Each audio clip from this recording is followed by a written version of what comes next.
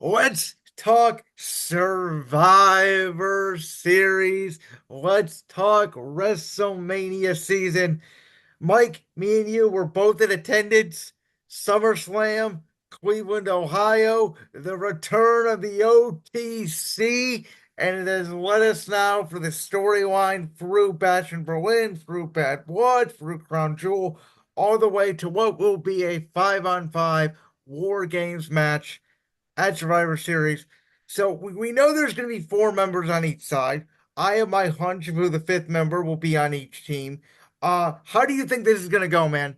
Let's get into your booking. I love listening to you talk about this because I know you think deeply about this stuff as I do. Well, I think here's the thing, Brandon. When you look at this kind of match, it's one of the most anticipated matches of the year. War games, a hot crowd. It's going to have to be two people that the people know. It's not going to be two debuting, bloodline members. It's going to be two people. It's going to be, you know, a situation that you're not going to be able to call. You're not going to be able to expect that sort of thing. And I fully believe this you know, and this might go a different direction, but I completely believe that here's how I see it. I see, um, in all seriousness, I see this happening. I see Seth Rollins being the fifth guy for the Bloodline team. I think it's something that, you know, Seth Rollins, he's going to come back and in the lead up to this match, we still have a couple of weeks. We can address what happened at WrestleMania 40, how Seth's interference cost Roman the championship. There's going to be this dissension leading up to it. I mean, can the bloodline coexist with a Seth Rollins? Because, I mean, the bloodline, Sami Zayn, the Usos, Roman, they're all practically family at this point. Are they going to be able to trust Seth Rollins to help them beat the bloodline? 2.0, a group that they haven't defeated, a group that they have not beaten. What about the fifth member for the Bloodline? I think it's going to have to be somebody they know. I don't think it's going to be somebody that is Bloodline member, a Bloodline member, from a different promotion. I completely think that it's going to be a situation where they're going to want to bring out the big gun, and I think they're going to bring out The Rock just as a blatant interference at the end of the match. Just to even the score here, I think it's going to be The Rock. And I continue to see him getting into the crosshairs of the original Bloodline. You know, he's upset that the Bloodline's teaming up with Seth Rollins, the man that cost them the championship. And I think he's going to eventually reveal himself, whether it be Saturday night's main event, whether it be the first Raw on Netflix, as the man who orchestrated the second Bloodline. And I think that Solo and Bloodline 2.0 wins this match. I think it's pretty much easy to call. I mean, there's not really anybody else that really fits in the story that could get there. I mean, maybe a Kevin Owens, but he's really locked in with Randy Orton and with Cody Rhodes. And I See, think that that's why I thought that Seth wasn't going to be involved in this. And to me, my initial reaction was that Cody was going to be the fifth member for Roman's team, and KO was going to be the fifth member for the Bloodlines team. I like that, but then where does Kevin Owens go, with the bloodline with both bloodlines athletes? Basically, he's doing it because he hates Cody Rhodes so much. He's putting aside whatever thoughts. And, that to me could then lead you to Cody and Kevin. And that's your Saturday night main event, undisputed WWE title match. I like that, Brandon. Especially, that could be a huge match for the NBC audience. I like that a lot. And I like your call. But I also think that there's still some time to sprinkle some rock dust in there and make the Bloodline 2.0 the winners of the match. I don't see a situation where Kevin Owens would then keep on with the Bloodline for weeks and weeks and weeks until Saturday night's main event. I could be wrong, but that's why we call See, it. but I don't think he'd be with the Bloodline. I think they kind of do it like how they did Drew with the Judgment Day last year, where he just, joins them for one night and then is on his merry way. And again, maybe there is a situation where The Rock still appears, Maybe Cody delivers a crossroads to Kevin or something. Kevin's completely out of it. And The Rock still comes down, and even though he's not the legal man in the match, attacks Cody or does something. And that's how the new Bloodline or Bloodline 2.0, whatever you want to call it, that's how they win. Um, you know, I texted you this a couple months ago and I asked you, when do you think we're gonna get Roman Cody free? And because my original thought was first Raw on Netflix. Now I'm like, d- I don't know what they would do it, but I'm starting to think we're gonna get a triple threat at Mania between Cody and Rock and Roman. So I wonder, do you book Cody and Rock on that first Raw on Netflix and give Rock the title? Great call, Brandon. It's interesting. I really like that take. I really do. Um, I think that's a great way, to put to make the guy who's holding the championship, you know, what's most important, and obviously boosting the popularity with all those Netflix subscribers. I think when people see that The Rock is the champion, I think that that would increase popularity, increase views, even if he's only there to drop the title 2 months late. You know, I can see that definitely. I love your take. And I think I'm going to go with that as a great main event for the first Raw on Netflix. But I also feel like why would they want to give away that match? Why would they want to give away that match for almost for free? I mean, you have to, Yeah, I mean, no, I know. That's why the scenario is so complicated because you could go four different ways with it. My thinking was, okay, if you have Rock beat Cody, what if Roman wins the Rumble? And now you almost play out the situation that happened last year, like how Rock came in and took Cody's spot. Well, there could be a scenario where now what if Cody tries to take Roman's spot? And that's how you eventually lead to the triple threat some way, somehow with Cody, Rock, and Roman. And, maybe Cody pins The Rock in that scenario. Roman doesn't get the fall. And then that eventually leads you down the line somewhere, either SummerSlam or WrestleMania 42, to do Cody and Rock or Cody and Roman 3, with them both being baby faces at that point. I love that, Brandon. But I think that the crowd is naturally and organically going to turn Cody Rhodes. See, everybody says that, and I don't see it. I I think Cody is so popular, so over, especially with the younger generation. Like I think he is this era, if you will, version of Cena, where he may tease it, but he will not turn heel. I don't know, Brandon. I mean, the way that the company listens to the audience these days, I think anything could happen. But I mean, I'm just going to go as far as to answer your question about how do you book WrestleMania 41.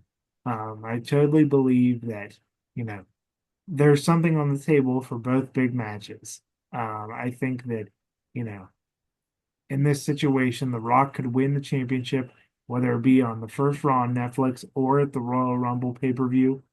Um, I could see him actually winning it at the Royal Rumble in Indianapolis. That was my original take. And I could see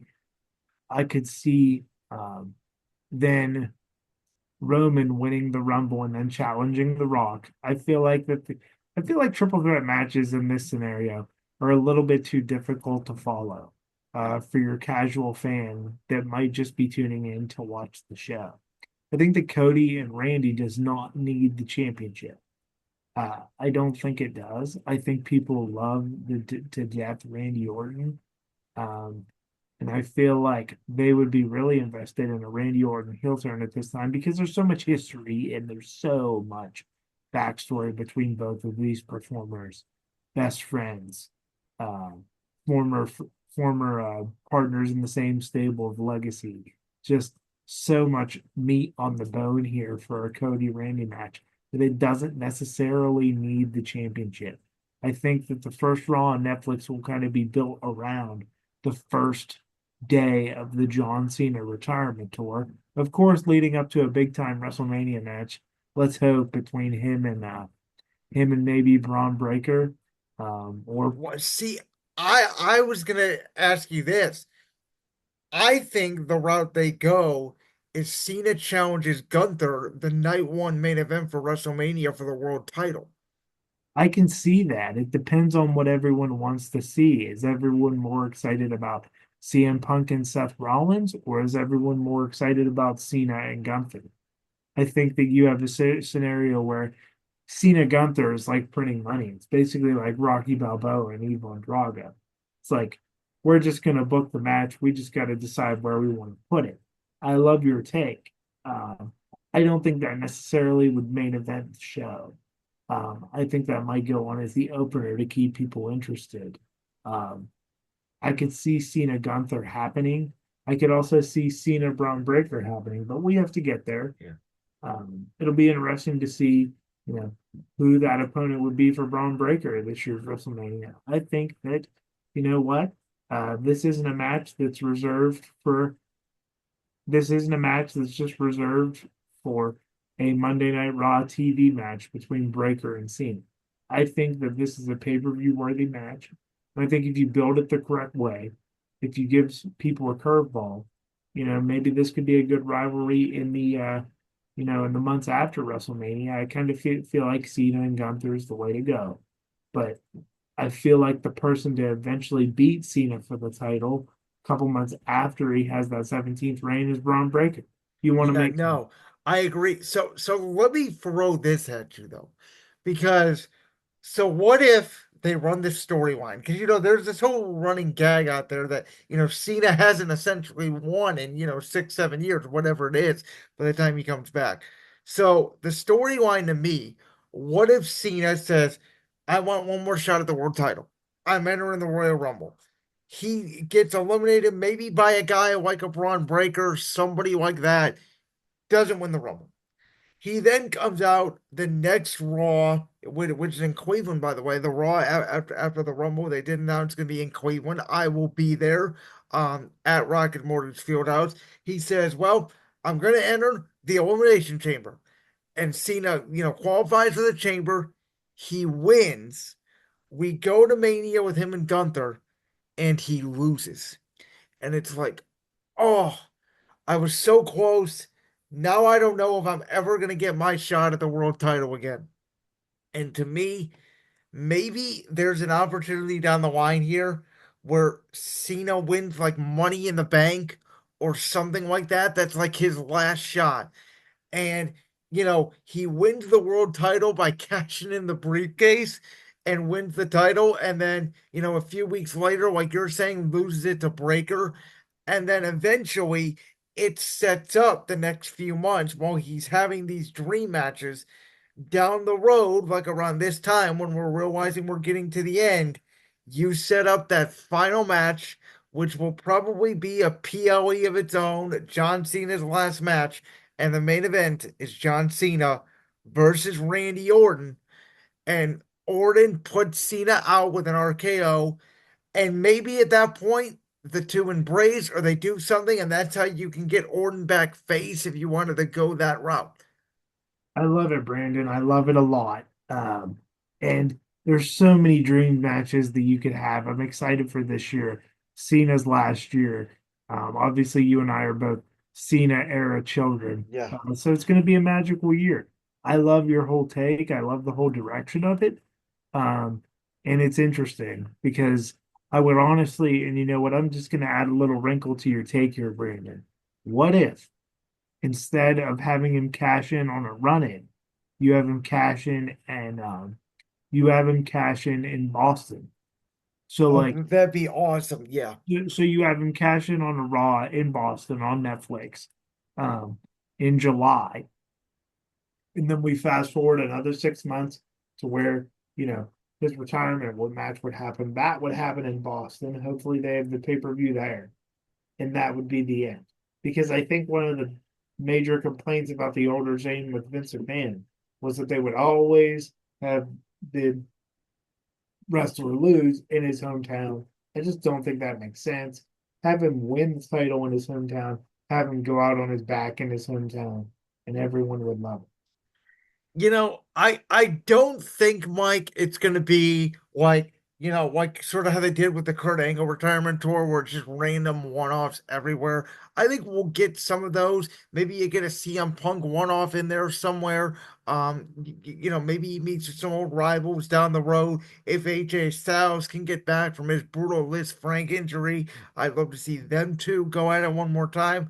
But I think this is going to be more storyline driven, where he is chasing something or he is the champion. And maybe you get those dream matches when he is the world champion and he does what he did with the US championship and hosts the John Cena Open Challenge. I think that'd be awesome. I think that would keep everybody on Netflix interested. And I don't see a scenario where Netflix doesn't have their hands all over this. They want John Cena, one of the top 10 greatest performers of all time, to be on the Netflix show. And we'll see how creative they get with that. And I'm sure everybody's on board and everybody's got their fingerprints all over it, as far as how it's going to go. 2024 was one of the best years and one of the most wild years in WWE history. 2025 maybe even crazier. Yes, it will, Brandon. It will be absolutely crazy. I can't wait to see what The Rock does. I can't wait to see what Cody Rhodes does. And the energy that I felt last year for WrestleMania season, incredible because my brother and I went. This Yeah. year, I think you better just be ready for a ride because we won't know what we're going to see until it happens. And WrestleMania this year is pushed back. It's going to be Easter weekend this year, April 19th and 20th in Las Vegas. On this podcast, one of the things that I have typically done is throughout the month of March is basically interview month. I'll bring on you, I'll bring on other people. We talk all things NFL, NBA, baseball, because March is so busy and WrestleMania is obviously tied up in there. One of the things that I want to do this year, obviously we'll celebrate more of Cena as we get closer to that retirement, but I think starting to put it a little more in a focus around that WrestleMania season, that this is going to be his last WrestleMania. One of my plans is you're going to be involved in it. A couple of my other buddies that I'm going to have that are huge wrestling fans. I want all of us, five, six of us, four of us, to get in a Zoom call or in a room like this. We're going to debate the top 10 matches of John Cena's career. The top 10 matches of John Cena's career. Yep. It's awesome. I mean, So, I think I know what's the top on your list, but well, actually, I don't know because it is not a match that involves Edge. It's actually not. Um, I just take a look at it. Edge is definitely in the top five in there, and I know it's not going to happen. I would give my soul for them to have one more wrestling match. Unfortunately, obviously, like I said, it's not going to happen. But I'm going to enjoy the retirement tour for what it is. I already have the shirt. I already have the hat. I'm ready to go. And man, I can't wait. There is some when wrestling is great. We've talked about this before. When wrestling is great, there is just an emotion that you have that people that don't watch the product just don't understand. right. It's one of those deals where it's just like a movie. You have to be able to suspend your disbelief. I've been saying it. They have been writing that, the more that I've been watching this year, and I have noticed sort of a pattern with the new regime, which is sort of, yes, they do have sometimes big and good matches on Raw and SmackDown. But really, Raw and SmackDown is basically a movie setting up the PLE, and the PLE is where all the big moments happen, which to me is the way it should be. Right. And I mean, I think the roster is so deep. I think you have so many characters that people genuinely care about. There's no United States title match with nobody reacting to whoever comes out. Yeah. And it's like, even the opening matches on a PLE are amazing. And that's because there's only 5 matches on there. Yeah. You know, they make the whole weekend before a pay-per-view or PLE, I mean, seem like a big deal. You know, and it enhances the product. Um, Before we get out here, I'm gonna ask you one more wrestling question. Um, and really, let's just go back to Netflix real quick.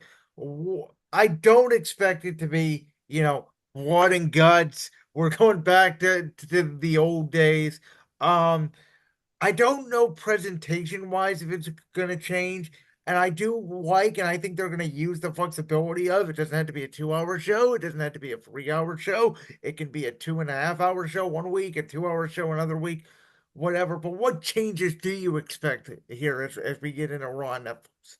More based in reality. What I mean by that is maybe we're gonna follow uh men and women backstage, and maybe maybe we're gonna get them, backstage talking with their actual friends. Good guys don't have to just talk to the good guys. Bad guys don't have to talk to the bad guys, that kind of thing. I think that what you're gonna see is I think you're gonna see more of a reality presentation and more of a sports presentation. I think what you're going to see is you're going to see pre and post game shows every single week, just like the NFL. And I think from a reality standpoint, they might have a half-hour show where they follow somebody and see, so the fans get to see their travel, so the fans get to see how they get to react and interact with fans on a weekly basis.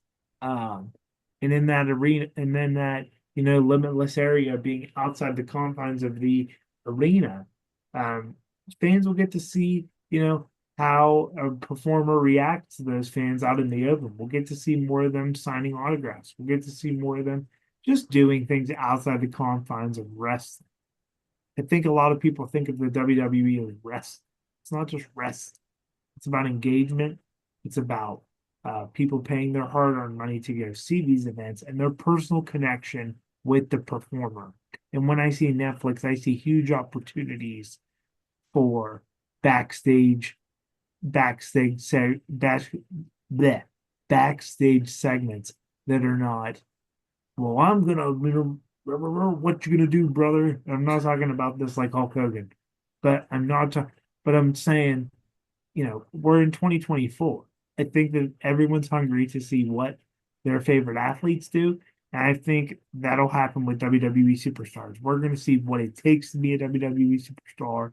You know, the the the WWE will be wide open like never before. Like that clip from the Brands World podcast?